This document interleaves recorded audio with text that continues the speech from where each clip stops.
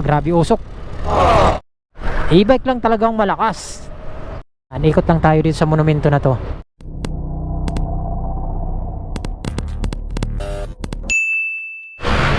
Okay. So yan mga amigos, nandito tayo ngayon sa may papuntang monumento. Ito LRT na to dito eh. So mayroon lang akong hinatid dito. So lalabas tayo ng monumento. Bali itong kahabaan na to, anong street ba itong kahabaan na to? Nakalimutan ko na. Talagang may pagkatanga ito. Bali SM City Grand Center to. Medyo traffic lang. SM City Grandstand. Okay? Yan. So maraming tao dito kasi SM to eh. Pag tagos natin dito, mayroon pa mga tumatawid. Monumento na. Dami pang tumatawid. SM kasi itong kabila dito. Hop. Wait lang daw. Mayroon pang tumatawid.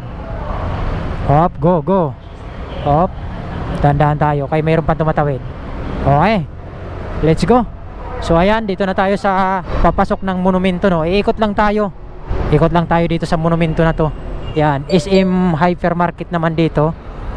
Sikot lang tayo dito. Yan, ikot lang tayo dito sa monumento na to. So ngayon, dito naman tayo papasok ng Samson Road. Yan, dito tayo. Diretso na tayo papuntang Malabon. Okay. Dito tayo sa may Pure Gold Monumento.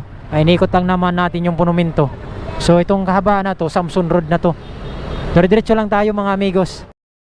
Dito na tayo. Okay. Dito naman yung SM Sagandaan. Yon, nakagupa. Ito yung SM Sagandaan, no. Yan. Grabe usok. Dito, SM Sagandaan. Kanan lang tayo dito.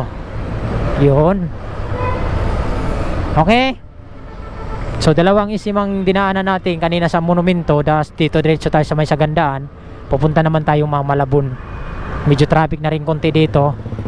Dahil nga pagdating talaga ng mga SM, medyo nakaka-traffic talaga yan. Mga mga e-bike, yan o, di ba? Pero wag ka. Yan ang uso ngayon ng e-bike. Dahil mahal na ang gas, e-bike ng uso ngayon. Kaya ang huling halakhak nasa e-bike na rin. Nasa e-bike pa rin ang huling halakhak. Paano masabi? Diba? Dating pinagbabawal yung e-bike, ngayon sila na ang malakas. What? Ayan oh, dami mga bumibiyahing e-bike oh. Yan dito, napakarami dito.